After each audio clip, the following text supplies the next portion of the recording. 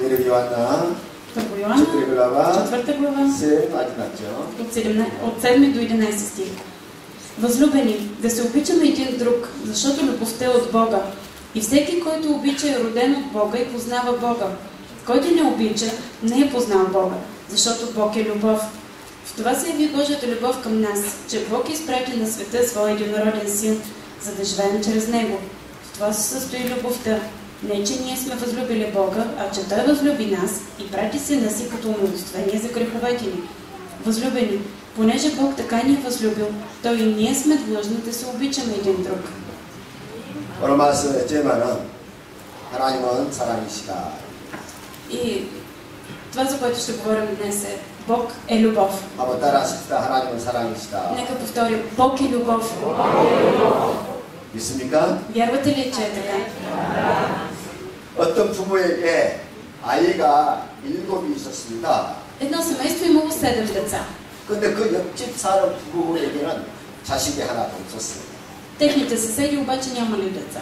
그러니까 이 자식이 7이면 그 부부를 볼 때마다 얼마나 부럽겠습니까? Съседите толкова завиждали 그래서 семейството с 7 деца. 부러워하면서 그 7아이를 자기 자식처럼 그렇게 사랑해 줬습니다.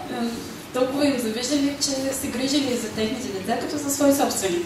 그래서 어느 날 그 자식 7을 가지고 있는 부부가 아이 없는 그 옆집에다가 입양을 시키겠으면 좋겠다는 생각을 했습니다. Един ден семейството с 7 деца си помислил, ами много ще е хубаво да дадем едно от своите деца, но съседите да си го усиновят. 그래서 부부가 밤이 새도록 어떤 자식을 보낼 것인가 И 고민하게 почнаха 됐습니다. да мислят, да се чудят цяла нощ, кое дете да дадат.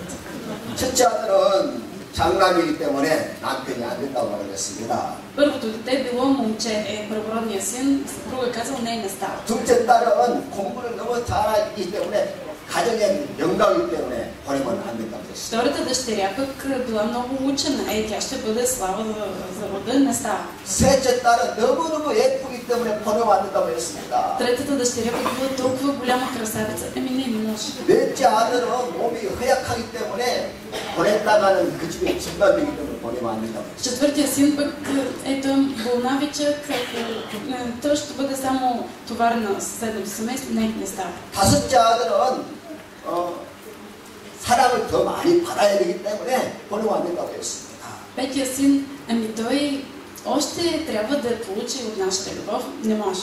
여섯째는 할머니 할아버지가 너무 사랑해주기 때문에 보내면 안 된다고 했습니다. Шестото дете пък той любимеца на баба и на дяда, не може. 그리고 일곱째 번째는 막내이기 때문에 절대 보내면 안 된다고 했습니다. Седмото пък това ни е последното, не може.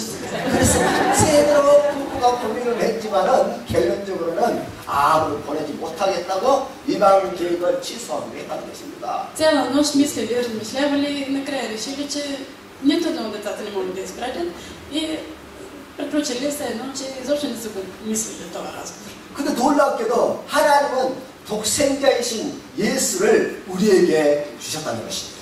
Но обратно на това, Господ даде за нас своя единствен, единороден син. 그것도 우리의 죄를 위해서 피 흘려 죽는 희생제물로 주셨다는 것입니다. И освен това го даде заради нашите грехове да умре на кръста. 얼마나 사랑을 가졌으면 그런 결정을 내렸겠습니까? Толкова много не обичаше Господ, че направи това за 그런데 нас. 기독교 역사에 있어서 가장 오래된 부분이 바로 이 하나님의 사랑이라는 것입니다. Само че в християнската история именно темата за Божията любов е толкова неразбрана. 많은 사람들이 오랫동안 신앙생활하면서도 하나님의 사랑에 대해서 오해를 가지고 있다는 것입니다. Много хора, въпреки че четат Библията и от дълго време са вярващи, не разбират добре Божията любов. 그동안 우리는 하나님의 사랑을 아가페 사랑이라고 그렇게 말을 합니다.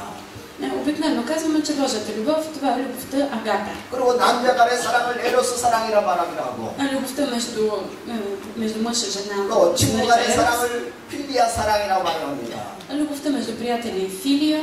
그리고 부모와 자식 간의 사랑을 스톨게 사랑이라고 우리는 그렇게 배워왔습니다. И сме учили, че любовта между родителите и децата се нарича сторге. 이렇게 하나님의 사랑 그리고 사람의 사랑을 다 따로따로 이렇게 분리해 놓았던 것이지요. И учили сме, че има различни видове любов, които се проявяват в обществото. 그러면서 하나님의 아가페 사랑은 가장 고차원적인 사랑이고 И знаем, че Божията любов Агапе е най-великата. 그저 주기만 하는 희생적인 사랑이라고 그렇게 배웠습니다. И това е любов, която е готова на жертви, готова винаги да дава. 반대로 에로스 사랑은 상대를 차지하려고 하는 이기적인 사랑이라고 그렇게 배웠습니다. И смятаме, че Ерос е много егоистична любов, която само взима. 부분적으로 맞는 말이지요. Да, до известна степен това е вярно. 그래 우리는 성경을 자세히 봐야 합니다. Но трябва да се гледаме по-внимателно в Библията. 성경에서 하나님은 성경에서 사랑을 어떻게 표현하고 있는가 그 사랑을 잘 보아야 합니다. Трябва да видим как Господ изразява своята любов в Библията. 그래서 구약 성경에 하나님의 사랑은 질투로 나타난다는 것입니다. В Стария завет Божията любов се проявява като ревност. 여러분 제가 여러분들에게 질문하겠습니다. Добре, ще ви задам един въпрос. 하나님은 질투를 하실까요 안 하실까요? Бог ревнува или не ревнува?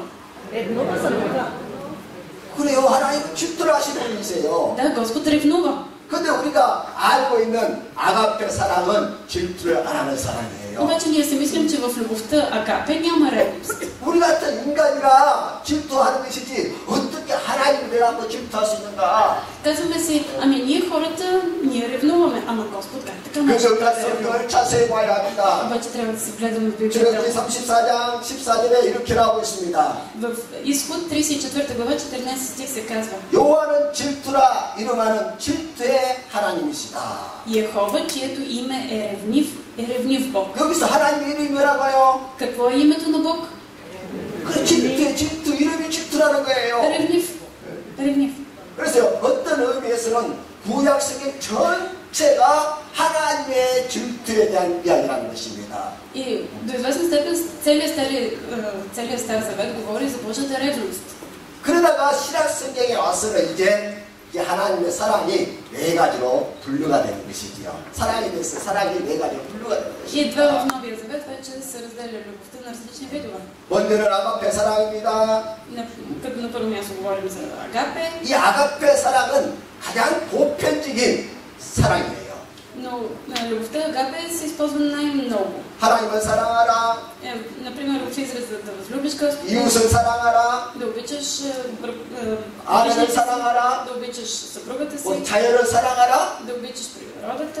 이렇게 보편적으로 사용할 때 아가페라는 말을 쓰는 것입니다. Най-често се използва думата Агапе. 그리고 우리가 많이 사용하는 뭐 오bil찬이라든지 루고비라든지 그런 단어가 바로 이런 아가페라는 단어인 И 것이죠. Агапе има смисъл на обичам, който ние често използваме в български език. 두 번째는 에로스 사랑이 있습니다. И на второ място е любовта Ерос. 이 에로스 사랑은 연인간의 사랑, 질투의 사랑이에요. 질투. И това е любовта между мъж и жена, в която има ревност. 하나님의 사랑은 끊임없이 마치 연인을 부르듯이 우리를 부르고 있다는 것입니다. Но Божията любов е като любовта между влюбени. Бог ни вика непрекъснато при себе. 우리가 성경을 보면은요, 하나님을 우리를 볼 때 항상 여인처럼, 애인처럼, 또 부인처럼 그렇게 부르신다는 것이지요.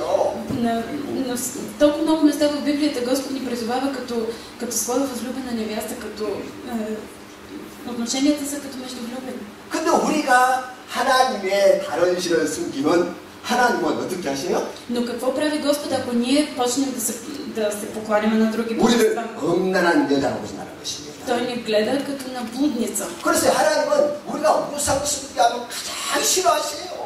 Ако ние проявяваме идолопоклонство, това е нещо, което Господ най-много мрази. 하나님의 다른 신을 숨기면 하나님의 마음속에서 질투의 불이 끓어오른다는 것입니다. Ако ние сме идолопоклонници и се кланяме на други божества, то тогава ревността се разпалва в Бог. 그래서 구약성경에 보니까 이스라엘 백성들이 하나님의 다른 신을 너무나 숨기니까 하나님이 어떻게 했습니까? Ето защо в Стария Завет, понеже израелтяните толкова много се кланяха на идоли, 그 마음에서 하나님의 마음에서 불이 올라서 질투의 불이 올라와서 그 백성들을 선민이면 다 죽이더라는 것입니다. затова Господ толкова изгаряше от ревност, че убиваше хората на място. 그러다가 신약 시대에 와서 더 이상 그 백성들을 죽일 수가 없으니까 하나님께서 대신 죽는 사건이 일어납니다. В Новия Завет обаче Господ реши, че няма да убива възлюбените си и реши вместо това той да умре.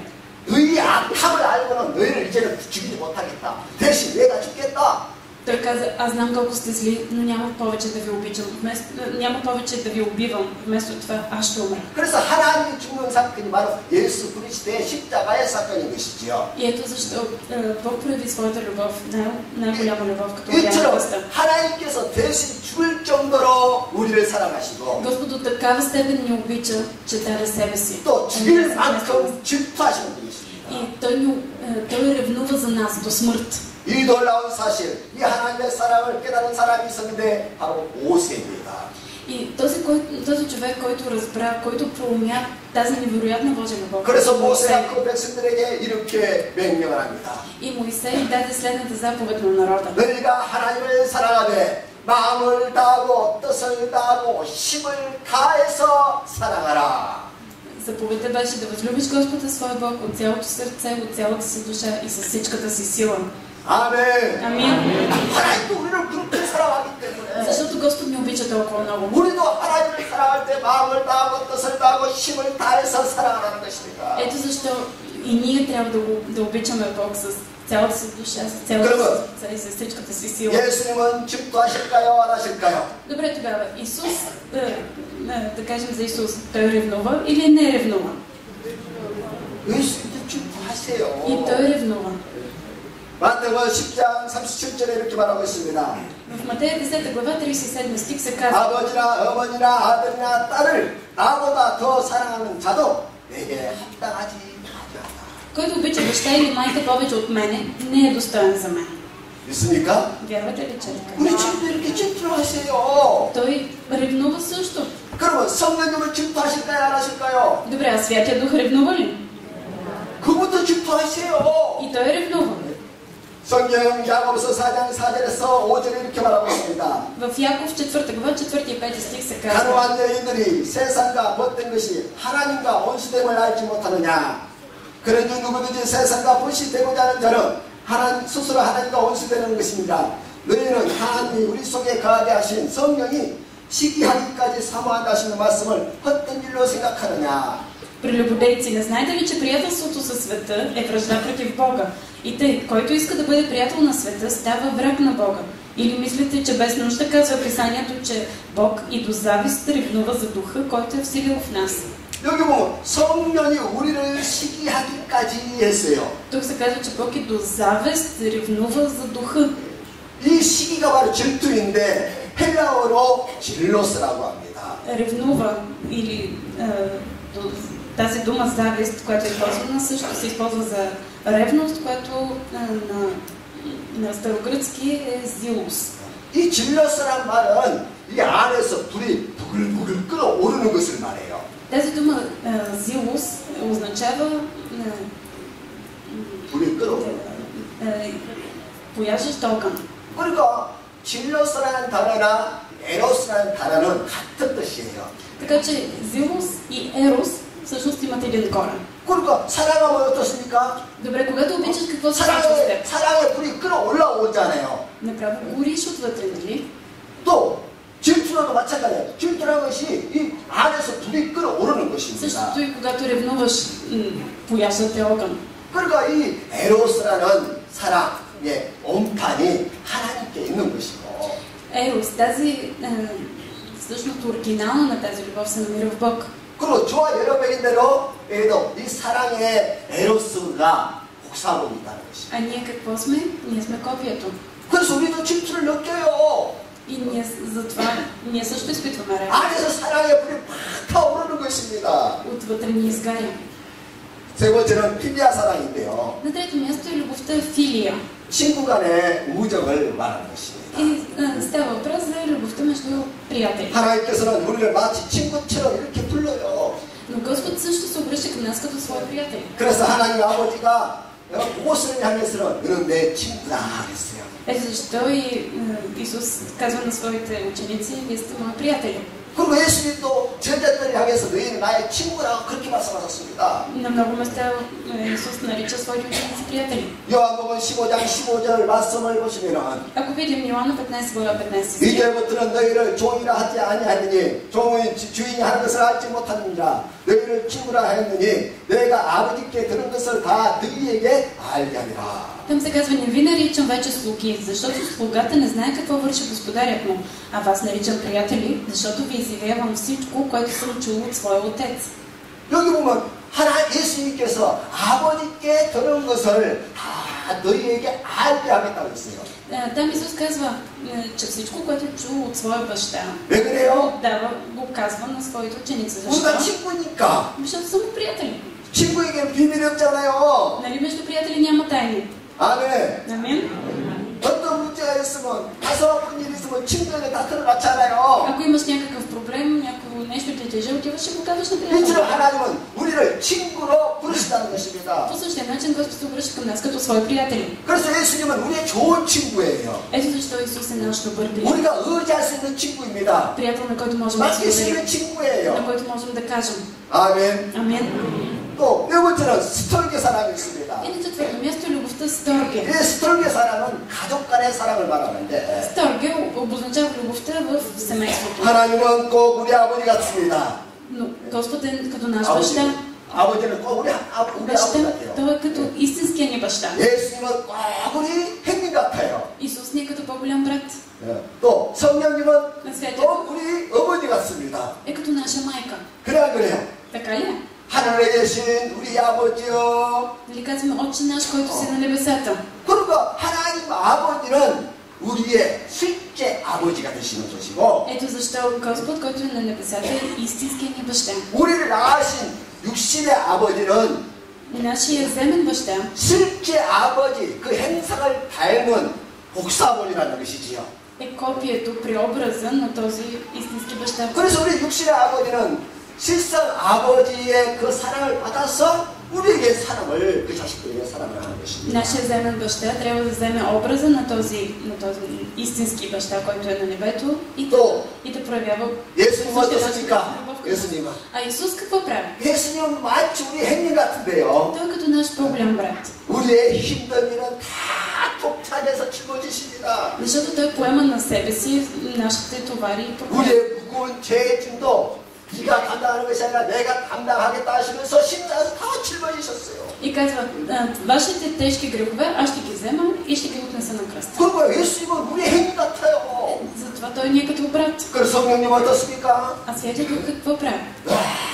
우리를 위해서 근심하시면서 우리를 배신해서 중보기도 하십니다. Той непрекъснато се застъпва за нас, моли се в застъпната си молитва за нас. 그런 모습이 마치 우리 어머니 같다는 것이지요. Точно както правите нашите майки. 이처럼요. 하나님에게는 아버지 사랑, 어머니 사랑, 형제 사랑, 이런 가족 사랑이 다 있다는 것입니다. В Бог има и бащинска любов, и майчина, и братска любов.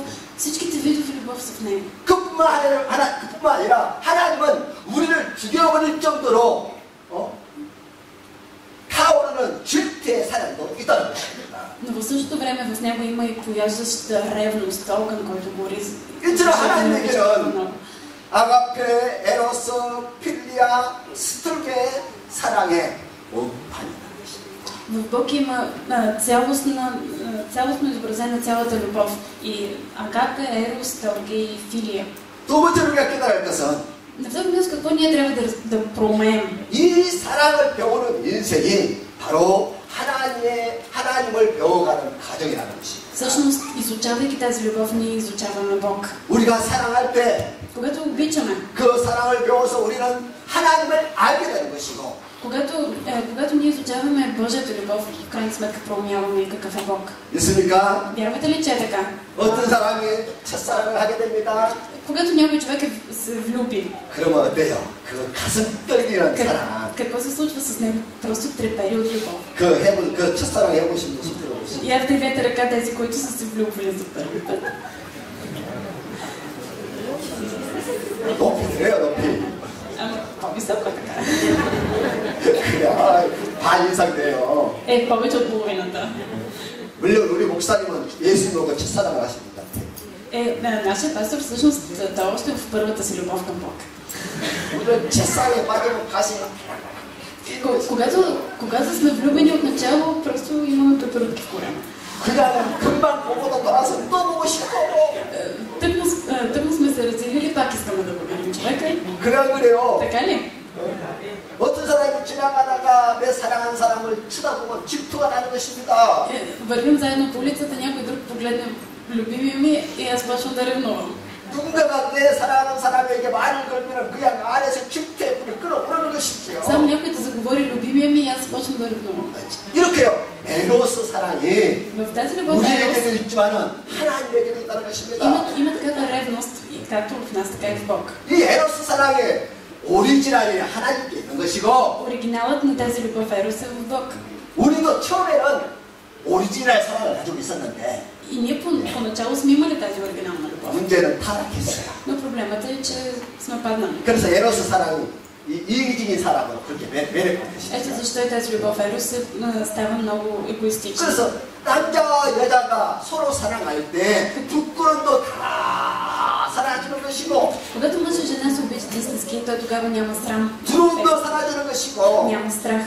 또 두려움이 없으니까 늑대 같은 남자에게 시집을 가는 것이고 Ето защо жените, понеже нямат страх, се женят за вероломни мъже. 또 두려움이 없으니까 여유 같은 여자를 아내로 살게 되는 것이지요. А мъже, влюбени в коварни жени, се женят за тях. 그래서요 온전한 사랑일 때 두려움도 사라지고 부끄럼도 사라진다는 Но 것입니다. когато истински обичаш, нямаш страх и нямаш свян.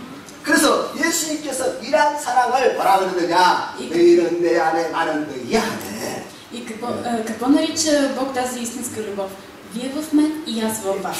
그래서 이 온전한 사랑이 있을 때 하나가 되어지는데 Когато имаш тази истинска съвършена любов, ставаш едно. 그때 하나가 될 때 새 생명이 태어나는 것입니다. И когато си в едно с другия, се ражда живот. 새로운 생명이 태어나면 어떻게 합니까? Какво се случва, когато се 우리가 부모님께로부터 넘치도록 받았던 사랑을 한꺼번에 다 쏟아 부어주는 것이지요. когато истински обичаш любовта, която си приел от родителите си, я изявяваш на другите.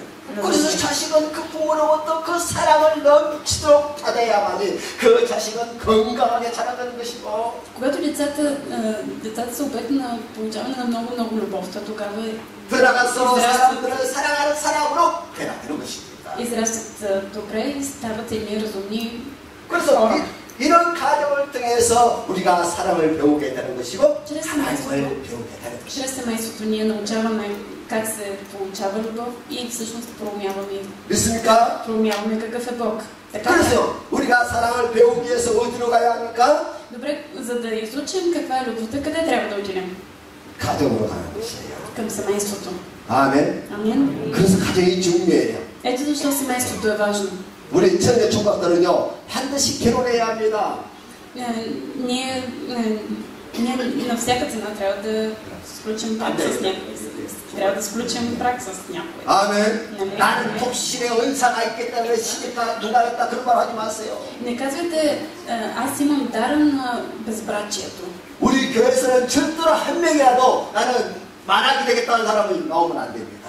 Не трябва да има нито един човек в църквата, който да казва, не, аз ще си живея сам. 하나님의 뜻은 남녀가 서로 사랑해서 뜨겁게 사랑해서 하나가 되고 싶어서 결혼까지 뿌리나게 원하는 것입니다. Божията воля е ние да обичаме, да даваме тази любов и да сме в едно и да имаме семейство. 그래서 이 가정에서 우리가 하나님을 배우게 되는 것이지요. Защото в семейството ние разбираме какво е любовта. 하나님이 이처럼 우리를 사랑하셨구나. Разбираме, Господ толкова много ни обича. 하나님이 우리를 이렇게 귀하게 여겼거나 Той ни счете за толкова ценни. 있습니까? Вярвате ли, че е така? 그런데요. Но 왜 하나님께서 처음부터 그러면은 그렇게 사랑하셨으면 우리는 천사로 만들 것이지 왜 천사로 만들지 않았을까요? добре, ако тогава Господ ни обичаше толкова много, защо не беше направил ангели, ами не направи хора? 가끔 그런 생각 해보잖아요. Понякога си го мислим това. 아니 그렇게 사랑해서 아예 천사로 만들었으면 우리가 죄담일 텐데. Ами, добре, като ни обича толкова да не беше направил ангели, да си живеем хубаво. 그런데 그런데요, 천사는요, Да, обаче, 교지를 못한다는 것입니다. обаче ангелите са също. 여러분 성경 어디에 귀신아 회개하라, Ангелите не могат да се учат. Къде сте виждали в Библията? 귀신아 돌아오라 그런 말 있어요? Да пише, демони, покайте се, демони, върнете се от лошия си път. 아니에요. Няма такова нещо. 천사를 한번 타락해 불러 귀신이 되어버립니다. Ангелите веднъж паднали се те превръщат в демони. 그래서 귀신은 회개할 수 있는 기회가 없어요. А демоните не могат да се покаят. 하나님께 돌아오지를 못합니다. И не могат да се върнат при Бог. 그런데 우리 인간에게는 Но ние хората, 비록 실수가 있고 죄를 지었다 할지라도 въпреки че съгрешаваме, въпреки 우리에게는 가정이라는 것이 있어서 при нас ние имаме семейство. 그 가정에서 사랑을 배워서 하나님께 돌아올 수 있다는 В 것입니다. семейството ние можем да се учим на любов и можем да се научим на начина, по който да се върнем. 그래서 가정이 너무너무 중요해요. Ето защо е толкова важно семейството. 아멘. Амин. 하나님께서 가족처럼 살아가듯이 우리 또한 가족처럼 그 하나님의 사랑을 배워서 살아야 합니다. Господ ни обича като свое семейство, така и ние трябва да се научим да обичаме и своите 그래서요, семейства. 사랑이 없으면 인생은 아닙니다.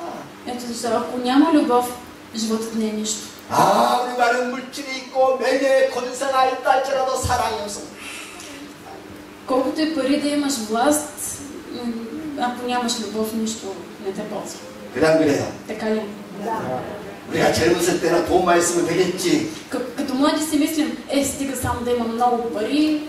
근데 인생을 살아보니까 아니잖아요. Обаче с течение на времето разбираме, 사랑만 있으면 다 가능하다는 것입니다. разбираме, че ако има любов, всичко е възможно. 사랑만 있으면 문제로 이겨낼 수 있습니다. Само да има любов, можеш да 고난을 이겨낼 수 있습니다. можеш да преодолееш трудността. 사랑만 있으면 어떤 어른도 다 뛰어넘어갈 수 있어요. Само да има любов и можеш да прескочиш планини. 그러니까 사랑이 없으면 다 쓸모없는 다 필요 없는 것입니다. Обаче ако няма любов, всичко е безполезно. 하나님이 한 분 이것을 믿으십니까? Вярвате ли, че Господ е един Бог? 그런데 귀신도 그것을 믿는다고 했습니다. Само, че дяволът и той го вярва това. 그래서 성경의 야고보서에 그런 것은 믿음이 아니다.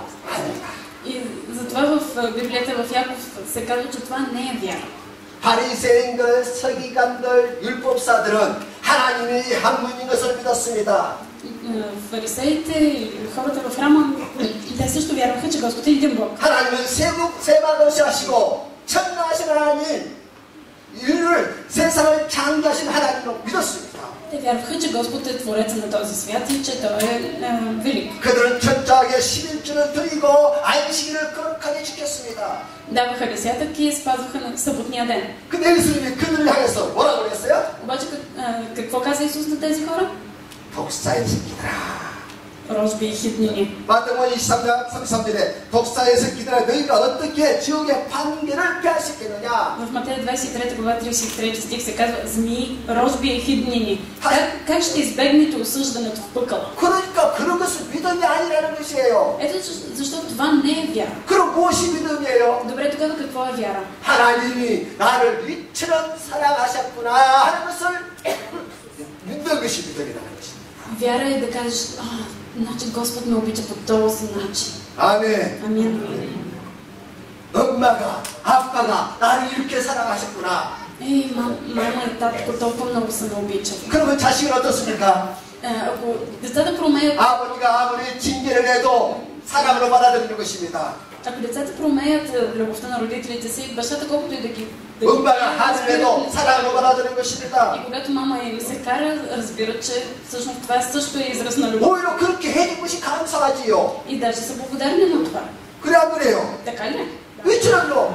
우리가 하나님이 나를 이처럼 사랑하셨구나를 깨닫는 순간 인생에 희망이 생기는 В 것입니다. момента, в който ние проумеем Господ до каква степен ни обича, 진짜 믿음이 생기는 것입니다. тогава се променя живота ни и имаме истинска вяра. 이 세상을 살고 싶은 희망이 생기는 것이지요. И имаме истинско желание да живеем. 아멘. 오늘 그 사랑을 받으세요. Приемете тази любов. 오늘 그 사랑이 있을 때 여러분들은 정말 이 세상을 변화시킬 수 있는 것입니다. Защото в момента, когато приемете тази любов, ще се промени живота ви. 사도 바울의 갈라디아 5장 6절에 이렇게 말하고 있습니다. 갈라디아서 5장 6절. В Галатяни 5 глава 6 стих се казва: 그리스도 예수 안에서는 할례나 무할례나 효력이 없으되 사랑으로 역사는 믿음뿐이니라. Понеже в Христос Исус нито обрязването има някаква сила, нито необрязването, но вяра, която действа чрез любов. 내가 써왔어요. 베란다, 꼬얀도, 제이스도, 제네스, 루고.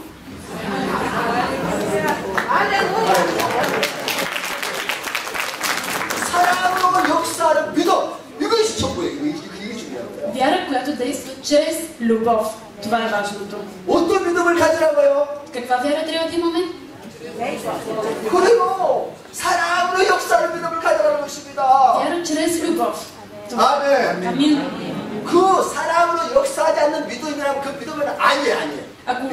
Ако вярата не действа чрез любов, това не е вяра. 산을 옮길 만한 믿음이 있을지라도 Дори да имаш вяра от планини да преместваш, нищо нямаш. 천사의 반을 말한다 할지라도 그 소리는 시끄럽기만 해요. Дори да говориш човешки ангелски езици, това, което говориш, ще бъде като кимбал, който дрънка. 사랑이 없는 은사, 사랑이 없는 반응은 그런 것은 조심하라는 것입니다. Трябва много да внимавате на човек, който има дарби или говори на езици, но няма любов. 그러니까 은사를 사용할 때도 사랑이 있어야 되고 Затова, когато практикуваш дарбите, трябва да 능력을 имаш 행할 любов. 때도 사랑이 있어야 되고 Когато правиш нещо, трябва да имаш любов. 우리에게 사랑이 있는 믿음을 행해야 한다는 것입니다. Трябва нашата вяра да бъде с любов. 아멘. Амин. 내게 있는 것을 모든 것을 줄지라도 내게 있는 것을 모든 것을 주고 내 몸을 불사르도록 내줄지라도 사랑이 없으면 Ако раздам целия си имот за прехрана на сиромасите, ако предам тялото си на изгаряне, а любов нямам, никак не ме ползва. 그것이 사랑이 중요해요. Ето до такава степен е важна любовта. 그래서 오늘 말씀에 하나님은 사랑이시다. Ето защо ние говорим днес за това, че Бог е любов. 따라하세요. 복의 любов. Нека повторим: Бог е любов. 복의 любов. 그럼 나는 누구예요? Добре, тогава аз кой съм? 어? 아스? 예? любов. Аз съм любов. 됐습니까? Вярвате ли, че е така? 네, 하나님이 사랑의 오리지널이고 우리는 그것을 복사한 Защото Бог е оригинала на любовта, ние сме копието на любовта. 아멘. 이제부터 우리가 서로 볼 때 저런 사랑이구나. Добре, от сега нататък, когато гледаме другия човек, трябва да кажем: 내 това е любов. 교회가 소망이 있습니까? Има ли надежда в нашата църква? 교회가 살아있기 때문에 Има надежда, защото има любов. 세상이 아무리 어두워도 교회만 오면 희망이 있습니다. Колкото и да е тъмен и мрачен този свят, когато дойде в църквата, човек има надежда. 왜 교회는 사랑이기 때문에 Защото в църквата има любов. 우리가 서로 사랑의 눈으로 봐야 합니다. Ние трябва да се гледаме влюбено един друг. 아멘. Амин. 옆에 사람 인사하세요. 당신은 사랑이에요. Кажете на човека до себе си: ти си любов.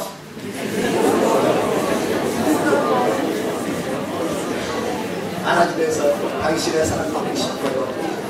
Прегърнете се един друг и кажете: искам да ме обичаш.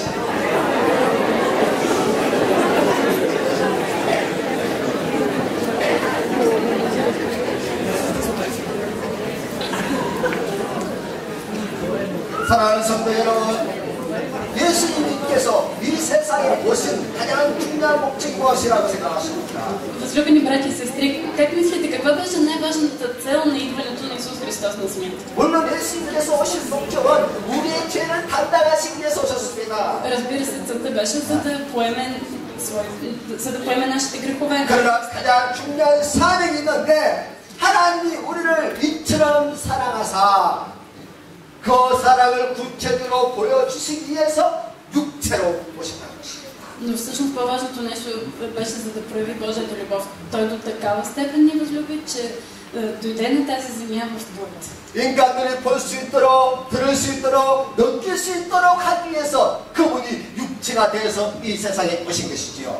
Той се превърна в човек, за да можем ние да го усетим, да го видим, да го чуем. 그래서 예수님께서 3년 동안 이 세상에서 계속 하나님의 사랑을 보여주신 것이죠. В продължение на 3 години по време на служението си Исус Христос непрекъснато показваше Божията любов. 마음에 상처 있는 자를 찾아가서 어루만져 줬습니다. Отиваше при хора, които бяха наранени. 문제 있는 가정을 찾아가서 이루해 줬습니다. Отиваше при хора с наранени семейства. 병든 사람이 있으면 치료해 줬습니다. И даваше изцеление на болните. 수고하고 고통, 무거운 짐을 지고 있는 사람들의 그 짐을 내려주는 일을 주님은 했던 것이죠. И сваляше тежкия товар от плещите на... 마귀에게 눌려서 고통당한 사람들을 창피하는 일을 주님께서 하셨습니다. Исус беше този, който поемаше товарите на хората. 주님의 수많은 일들은 다 하나님의 사랑을 우리에게 보여주기 위해서요. Исус извърши всички тези дела, за да ни покаже Божията любов. 그래서 이 놀라운 사실을 깨달은 사람이 있었는데 바로 12 제자 중에 사도 요한이었습니다. И имаше един човек между 12-те ученика на Исус, който проумя тази любов. 그래서 유일하게 제자들 중에 유일하게 이 사실을 깨닫고 오늘 본문 말씀에 하나님은 살아계시다 라고 기록합니다. И единственият ученик на Исус, който проумя това, каза: Бог е любов. 여러분, 하나님이 이 세상을 창조하신 목적, 우리를 만드신 목적이 무엇입니까? Добре, тогава каква беше целта на Бог да създаде нас хората? 우리가 알기는 우리는 영감을 내서 하나님의 영감을 내서 우리를 창조했다고 그렇게 하는 경우가 많이 있습니다. Обикновено смятаме, че Бог ни създаде, за да му отдаваме слава. 그러나 사실 우리가 하나님께 영감을 돌릴 만큼 그렇게 수준이 높습니까? Само, че ние способни ли сме да отдаваме слава на Бог? 아니잖아요, 솔직히 말해서. Ами, да сме честни, не. 우리의 삶 자체가 죄덩어리입니다. Непрекъснато вършим грехове. 여러분, 자식으로부터 영감을 받기 위해서 자식을 낳습니까? Вие защо раждате деца? За да ви славят ли? 아니지요. 딱 한 가지입니다. Само заради едно нещо. 사랑을 주기 위해서. За да давате любов. 그래 안 그래요? Така ли? 내가 받은 사랑, 그 사랑을 내 자식에게 다 쏟아 부어주기 위해서 아들 낳은 거 아닙니까? 자식을. Да, вие раждате деца, за да дадете тази любов, която сте получили, нали? 아멘. Амин. 일치로 하나님께서 우리를 창조하신 목적은 사랑하고 싶었어. Ето защо Бог ни създаде, за да ни обича. 그래서 하나님은 사랑하고 싶었어요. 그냥 미치는 거예요. Просто Господ толкова много искаше да обича. 나도 사랑해 하고 하나님이 쫓아오는데 И когато обичаш някого, тичаш. 사람들이 하나님을 위해서 도망을 갑니다. Бог тича към хората, те бягат от 자꾸 него. 숨습니다. Крият се. 하나님이 나와, 내가 너 사랑해. Господ казваше на хората: елате. 근데 인간들은 하나님을 사랑하는 것이 아니라 오히려 다른 신을 섬기는 것이죠. А те вместо да тичат влюбено към него, се обръщаха към други божества. 그래서 하나님 안에서 이 질투의 끌어오르다는 것입니다. Ето защо в Бог се разгаряше такава ревност. 그냥 사랑하고 싶은데 그 사랑을 안 받아주니까 그 사랑의 불이 질투의 불로 바뀌더라는 것입니다. Той толкова много обичаше хората, те страняха от него и затова в него имаше ревност. 그래서 성경은 하나님의 사랑이 질투로 나타나는 거예요. Ето защо в Библията Божията любов се проявява като ревност. 그럼 무엇이 사랑입니까? Добре, тогава какво е любовта? 말하십시다. Нека да повторим. 관심을 가지는 것이 사랑이다. Да проявяваш внимание. 말하세요. Нека да повторим. Да проявяваш внимание. 사랑하면은 관심이 있어요. 그러니까 관심을 갖고. Ако обичаш някого, внимаваш, постоянно проявяваш внимание към него. 아멘. Амин. 하나님께서 우리에게 관심이 있기 때문에 얼마나 관심이 많았는지 성경책에 이렇게 꽂았어요. Господ толкова голям интерес и внимание имаше към нас, че ни написа такава дебела Библия. 사랑하는 사람에게 사랑하면 어때요? Когато обичаш, 시를 많이 쓰게 돼요. когато обичаш някого, пишеш много 시를 писма 많이 쓰게 돼요. 시를. и пишеш поезия любовна. 저도요. 총각 때 Ами и аз всъщност, когато 제 бях 사랑하는 여자친구에게 편지를 얼마나 많이 썼습니다. като бях млад и на приятелката си толкова писма съм изписала. 좋은 시만 있으면 다 써버렸어요. И само да видях някое хубаво стихотворение, го 어제 보내라고 го 오늘도 изпращам. 보내. 어제 보내라고 또 오늘 써서 보내요. Вчера пращам, днеска пращам. 그래서 써서 보내는 것이 즐거운 거예요. И толкова ми беше хубаво да пиша писма. 그러니까 하나님이 우리에게 얼마나 사랑했든지 Господ ни обичаше толкова много. 성경책이 이렇게 두꺼워졌어요. Господ ни обича толкова много, че неговото писмо стана толкова дебело. 근데 안 사랑하면 어때요? А когато не обичаш, какво правиш? 할 말이 없어요, 할 말이. Няма с какво да кажеш. 그래요. Така ли? 그래서 사랑은 관심을 갖는 것입니다. Ето защо, когато обичаш, проявяваш внимание. 또 사랑은 이해하는 것입니다. Също любовта е разбиране. 따라하십시다. 사랑은 이해하는 것이다. Нека да повторим, любовта е разбиране. 사랑하면 좀 문제가 있어도 이해하고 Когато обичаш, дори да има малък проблем, 설교를 좀 못하거나 설교가 좀 길어져도 이해하고 дори пастора да не проповядва много добре и малко да му е дълга проповедта, влизаш в положение. 아, 그래?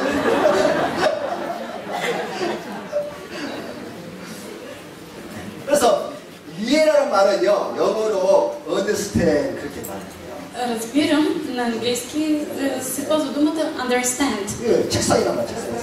Да, това е stand. 아이들이 앉아서 공부를 하는데 Когато децата учат и са седнали, 아이들을 이해하려면 어떻게 돼요? ако искаш да разбереш детето, какво трябва да направиш? 아이를 눈높이에 이렇게 맞춰서 봐야만이 아이들을 이해할 수 있는 거예요. Да застанеш на нивото на очите на детето и тогава можеш да го разбереш. 쉽게 말하면 상대방의 입장에서 보면은 어떤 것도 다 이해된다는 것입니다. Или казано по друг начин, да разбереш другия означава да погледнеш от неговата гледна точка. 아멘. Амин. 그렇게 사랑이 뭐냐? Добре, тогава какво е любовта? 내 입장에서 나를 보는 것이 아니라 상대방의 입장에서 딱 보면 다 이해할 수가 있어요. Да не гледаш на себе си от своята си камбанария, да погледнеш от другата гледна точка. 아멘. Амин. 그래서 사랑은 이해하는 것입니다. Ето защо любовта е разбиране. 또 사랑은 책임을 지는 것입니다. Също така любовта 따라서 사랑은 책임지는 것이다. любовта е отговорност. Любовта е отговорност, нека повторим.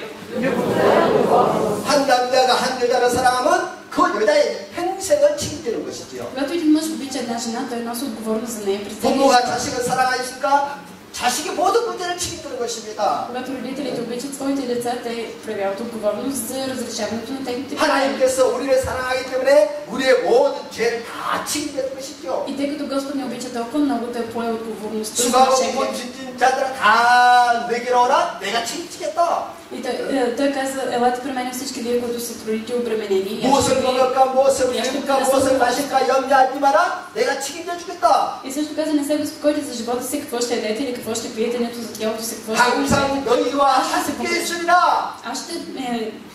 Аз ще бъда с вас през всички дни до свършика на века. 그리고 하나님께서 책임져 주시겠다는 것이죠. Господ каза, аз ще поема отговорност. 그러니까 책임지는 것이 사랑이에요. Именно поемането на отговорност, това е любов. 여러분들이 어떤 사명을 가지고 있습니까? Добре, какво е? 어떤 직분을 가지고 있습니까? Имаме ли неща? 그 직분을 책임을 다하는 것이 바로 사랑이에요. Каквото и да имаме, проявяването на отговорност означава любов. 교회의 집사들은 교회의 집사로서의 교회의 기둥과 같은 역할을 하는 것입니다. Например, дяконите в църквата, те са като стълбовете в църквата, които носят отговорност за много неща. 성도들이 예배를 잘 드릴 수 있도록 은혜 받을 수 있도록 교회를 깨끗이 청소하고 안내하고 하는 것을 다 지향가들이 하는 것이에요. Това са хората, които почувстват църквата, както се грижат за това всички ние тук, да се чувстваме удобно. 또 장로들은 무슨 일을 하는 사람들입니까? Презвитерите пък какво правят? 장로들은 성도들이 어려움을 당한 집을 찾아가서 위로해 주는 것이고 Те успокояват, дават утеха на хората, които имат 넘어진 자가 있으면 세워주는 것이고 ако има някой в трудност, 목사님을 모아서 성도들의 가정을 신방을 해서 성도들이 건강하게 자랄 수 있도록 도와주는 역할을 하는 것입니다. и помагат и на пастора, като посещават по домовете на вярващите, за да привдигнат болните. 또 교사들은 열심히 말씀을 준비해서 아이들이 건강하게 자랄 수 있도록 말씀을 전하고 또 신방도 하는 것이고 Неделните учители пък се трудят много за децата, за да могат да им предадат вярно Божието Слово. 이처럼요 모든 사명자들 직분을 그것을 책임을 다하는 것이 사랑이라는 것입니다. Всички хора в църквата, които имат някакво звание, всъщност това, което правят е от любов. 아멘. Амин. 따라하십시다. 사랑을 책임을 다하자. Нека да повторим, нека да поемем отговорност. 각자의 자기 사명을 다하는 것이 사랑이거든요. Защото поемането на отговорност до край. 네 번째, 전쟁이 여행하는 것이 사랑입니다. И на четвърто място, считането за ценен е 이 любов. 수준이 사람이 수준이 비슷해야 인격적으로 사랑할 수 있어요. Обикновено мъж и жена се обичат искрено, когато Къде? са на едно положение. 하나님과 우리 사이는 수준이 너무 차이가 나잖아요. Обаче има голяма разлика между Бог и човека, нали? 그래서 하나님이 우리를 끌어올려야 되는데 우리가 못 올라가니까 Ето защо Господ трябва да ни привдигне до своето ниво, но ние не можем да се... 우리를 끌어올리기 위해서 예수님이 내려오셨습니다. И всъщност, за да ни привдигне, Исус слезе. 그래서 예수님께서 십자가에서 피 흘리심으로 우리를 사시고 Исус слезе до кръста и с своята кръв ни изкупи. 거룩한 성도로 하나님의 아들로 올려줬다는 것입니다. За да ни превърне в свети, в Божии деца. 이렇게 존중히 여기는 것이 사랑이에요. Именно считането на другия за ценен, това е любов. 우리 교회 안에서 있는 모든 성도들을 서로 존중해야 합니다. Ние всички трябва да уважаваме един друг. 어린아이도 우리가 존중해줘야 되고 Трябва да уважаваме децата, 우리 놈식 기행교회 자매들도 우리가 존중해줘야 되고 да считаме за ценни и ромите. 그러니까 교회에서 직분을 맡아서 간다고 있는 직분자들은 더욱더 우리가 존중해줘야 합니다. И да уважаваме все повече хората, които имат някакво служение в църквата. 바로 그것이 사랑이에요. Защото това е любов. 다섯 번째는 희생하는 것이 사랑입니다. И на пето място, любовта е саможертва. 믿습니까? Вярвате ли, че е така? 희생하는 것이 사랑이에요. Да жертваш, това е любов. 우리가 서로 희생해야 합니다. Ние трябва да 나눠줘야 жертваме. 합니다. Трябва да споделяме. 예수님께서 자신을 희생시켜서 Исус жертва себе си. 자기의 살과 피를 우리에게 주셔서 Даде за нас 생명을 줬어요. своята плът и кръв, за да ни даде живот. 내 이름으로 기도해서 응답하라고 자기 이름을 우리에게 주었습니다. Също той ни даде и името си, име, в което да се молим, защото 또 예수님은 неговото име. 아들의 영을 우리에게 주셔서 우리를 하나님의 아들 삼켜 주셨습니다. И още нещо, Бог ни даде и Христовия дух, даде ни и духа. 이처럼 예수님은 우리에게 전부를 주셨어요. Ето, Исус ни даде абсолютно всичко. 우리 주위에 도움의 손길이 필요한 사람들이 참으로 많이 있습니다. Покрай нас има хора, които имат голяма нужда от помощ. 우리가 조금만 도움의 손길을 내밀면 일어날 사람들 너무나 많이 있어요. Има много хора, които бих се превдигнали веднага, само да окажем малко помощ. 그래서 우리는 이 사랑의 손을 내밀어야 합니다. Ето защо ние трябва да протягаме ръка на любов към друг. 두 개 가지고 있으면 하나는 내놓아야 합니다. Ако имаме две неща, да дадем едното на ближния. 그런 희생을 통해서 우리 사회는 건강하게 될 것이고 Чрез тази жертва нашето общество ще бъде здраво. 우리 교회는 더욱더 부흥하게 될 것이고 Църквата ни ще има. 아멘. 그러한 사람을 통해서 하나님께로부터 복을 받게 되는 것입니다. И ние, давайки Божията любов, ще бъдем все повече благословени. 또 함께 있고 싶어하는 것이 사랑이에요.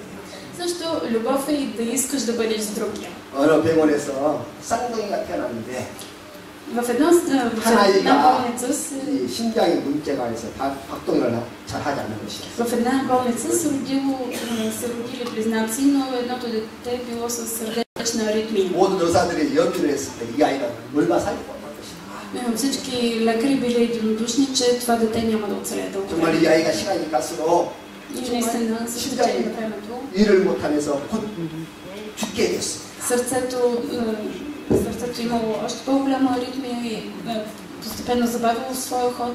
И детето вече било пред смъртта. 한 간호사가 말하기를 이 쌍둥이를 한 인큐베이터에다 넣어서 함께 한번 있게 해봅시다 이렇게 제안을 했습니다. Тогава обаче една медицинска сестра дава предложението. Хайде да сложим двамата близнаци в един инкубатор. 마치 엄마의 자궁 안에 함께 있었던 것처럼 한 인큐베이터 안에 넣게 되었습니다. И ги сложили в един инкубатор, се едно са заедно в корема на майката. 그러자 건강한 아이가 아픈 동생을 향해서 손을 이렇게 올려서 호응을 했어요. В този момент обаче, когато ги сложили заедно, едното здравото дете протегнало ръчички и прегърнало братчето. 그 순간 놀랍게도 그 동생의 심장이 정상적으로 돌아오고 혈압이 정상적으로 회복돼서 치료되는 역사가 나왔어요. И в този момент аритмията спряла, сърцето на детето започнало да бие равномерно. 그래서 지금도 그 두 아이가 건강하게 자라고 있어요. И сега в момента тези деца са си живи и здрави. 이 소문이 나갔고, 이 사실이 소문이 나갔고, 한 신문 기자가 와서 그것을 포옹하고 있는 것을 사진 찍어서 신문에 냈는데, Един журналист, който чул слуха за случилото се, отишъл и направил снимка на двете братчета прегърнати. 제목이 생명을 구하는 포옹이라고 했어요. И заглавието на неговата статия било "Прегръдка, която спасява живот". 보세요. Вижте, 함께 있는 것만 가지고 또 치유가 일어나더라는 것입니다. дори само една прегръдка може да спаси живот. 만져주기만 해도 치료가 일어나는 것입니다. Един допир може да даде изцеление. 사랑의 말 한마디가 그 사람을 살리는 것입니다. Една дума на любов може да привдигне човека. 아멘. Амин. 함께 있는 것이 그렇게 중요해요. Ето, до такава степен е важно.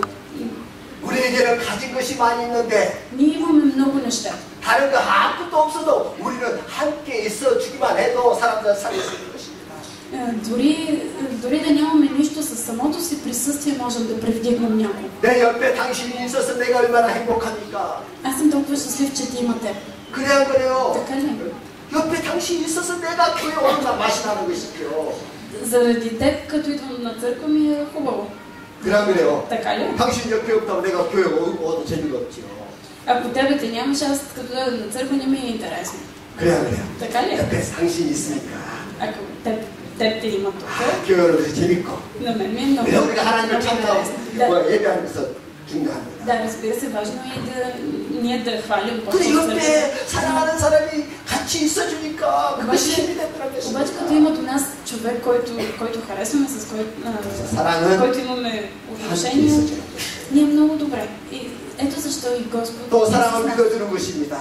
И Господ, всъщност любовта също е и вяра. 사랑은 주는 것입니다. Да даваш любов. 또 사랑은 섬기는 것입니다. Любовта и служиш на Бога. 사랑에 좋은 것들이 얼마나 많이 있습니까? В любовта има толкова много неща. 중요한 것은 사랑을 실천하는 것입니다. Но любовта всъщност най-важното е да я споделяш. 우리는 평생을 서로 사랑하고 사랑해서 사랑을 넣어서 Ние трябва да изучаваме през целия си живот любовта. 하나님을 알게 되는 것이고 И изучавайки любовта, ние разбираме и Бог. 사랑은 줘도 모자라는 것입니다. Колкото и да даваш любов, все не достига. 받아도 모자라는 것이 사랑입니다. Колкото и да получаваш любов, все не ти стига. 사랑을 주고받고 하다가 Любовта е нещо, което се дава, 사랑이 се 있는 приема. 저 천국으로 가게 되는 것이지요. И всъщност в този процес на даване и получаване на любов отиваш към рая. 하나님은 사랑이시다. Господ, Бог е любов. 그 사랑의 하나님이 계시는 천국, 그 천국으로 사랑하다가 사랑의 천국으로 우리가 가는 것입니다. И ние, обичайки, вървим пътя се по тази земя, за да отидем в небесната страна, където е Бог, който ни обича. 사랑의 하나님이 계시는 천국에 가시고 싶습니까? Искате ли да отидете в страната, в която Бог ви обича? В небето. 누가 갑니까? И кой отива там в небето? 사랑하는 사람이 가는 거예요. Този, който обича. 아멘. Амин. 사랑 많이 받으십시다. Нека да получаваме много любов. 아멘. Да, амин. 옆에 사람 인사하십시다.